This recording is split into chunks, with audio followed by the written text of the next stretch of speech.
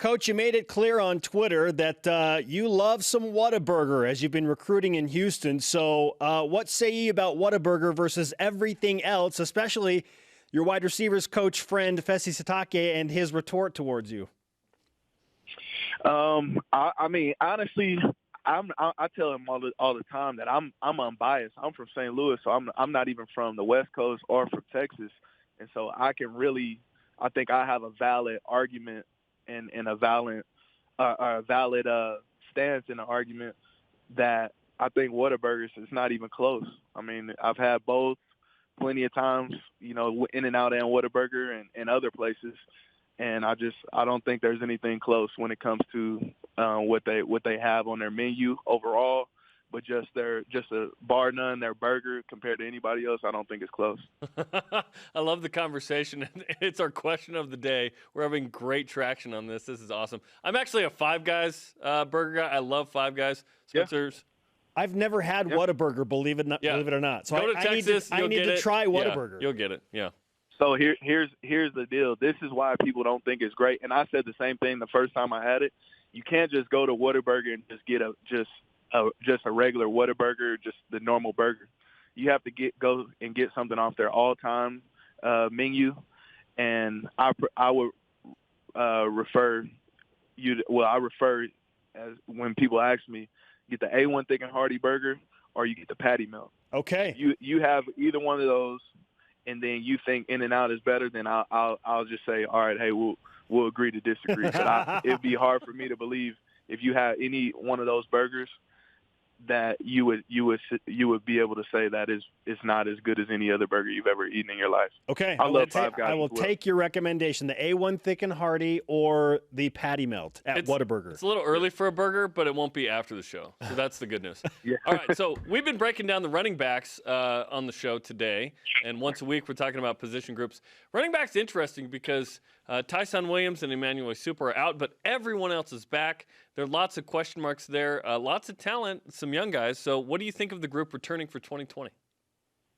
I love our group. The main thing I love about our group is just the type of character we have in our group. Number one, just the work ethic that we have. These guys, I mean, they're as hard of a working group that I've ever been a part of, and just doing kind of some self-scout of our running backs this off season.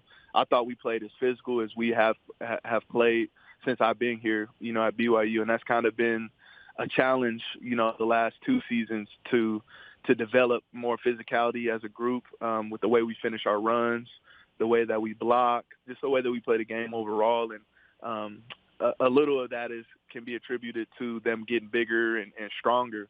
But I think that's really been like a mentality thing that we were able to break through this season and really see it. We had a lot of physical finishes to runs and really made a statement at different times this season. And so I'm just looking forward to that more so than anything. The guys are talented. They're still developing. We don't have we won't even have a senior, next year. And so guys are still growing up and coming into their own as Division I running backs. But the thing that I know will give us success day one right out the gate is just the guys they're going to work hard and they're going to prepare themselves to be successful. And you can live with that as a coach. Yeah, BYU football running backs coach A.J. Steward with us on BYU Sports Nation. He's also a proponent of WHATABURGER. Coach, moving towards spring football, what does your running backs depth chart look like right now? I'm not a depth chart guy, to be honest with you. Like, especially going into spring, I think this is a time where we kind of formulate our ideas of who's going to be our guy that's going to stand out.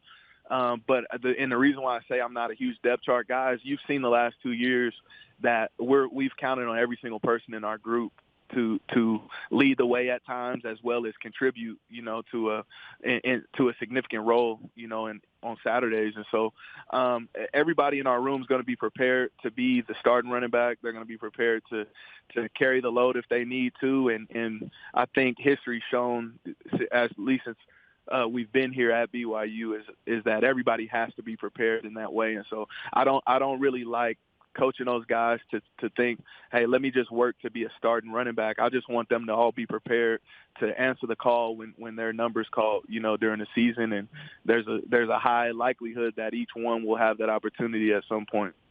Sione Finau and Lopini Katoa, Jackson McChesney all back. Bruce Garrett enters the fray as well.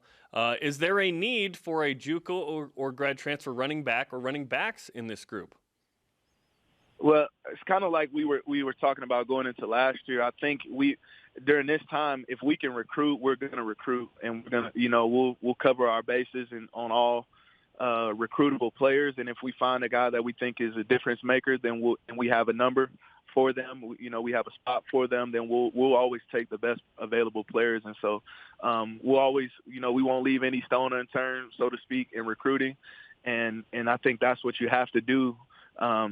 At any program, if you have a number, you want to try to fill that number with the best available player, and that's kind of what we did last year. With Tyson was available, and to me, he was the best grad transfer running back, in last year's class, and so we had a spot, and we went after him, and so that'll always kind of be the case in recruiting. We'll keep recruiting guys until they either go elsewhere, excuse me, or, we just don't have a spot to fill for those guys. Then there's the curious case of Tyler Allgeier. What does his future hold within BYU football? I think he has a bright future. I think we saw a glimpse in the bowl game. I mean, he's still, the redshirt freshman this year and, went back and forth and played multiple positions, played special teams. And, it's kind of scary, with the ceiling that he has. I don't think we've seen the best version of Tyler Allgeier yet up to this point. And he's just going to continue to get bigger and stronger and faster and understand our offense a little bit more. And so I was really encouraged after, watching him play in the bowl game. I think he grew up that day, so to speak, especially in the run game. But he did some really physical things in the pass game as well.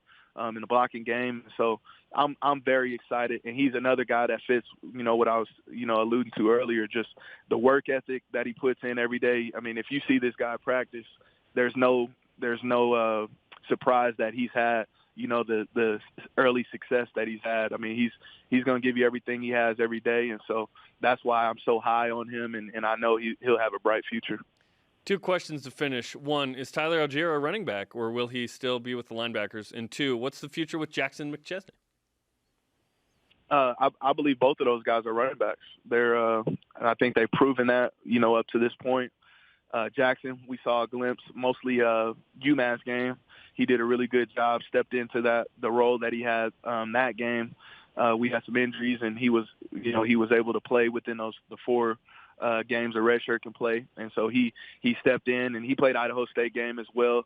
Actually learned some tough lessons that game, didn't play as well as he wanted to, and got those things corrected, played well against UMass. And so he just got off his mission in June, and so we didn't really have high hopes of him playing, his true freshman year last year. He played a little bit out of necessity, but it's going to be scary to see what he develops into as well with the full year of off-season workouts, getting his feet under him and really getting his legs back. And so I'm really excited. I love what he brings to our room. Jackson, great young man, works his butt off every day. You can coach him up hard. And so for both of those guys, they're two young guys that the sky is going to be the limit for them. And you'll continue to see them develop into really, really good football players throughout the next 2 to 3 years. AJ, we know you're busy on the recruiting trail, so let's give you some BYU Sports Nation karma to go about your business out there and have a patty melt for us, man. Hey, you don't have to tell me that. I'll get it. I'll get that done. I promise you. All right, thanks, AJ. All right, have a good one.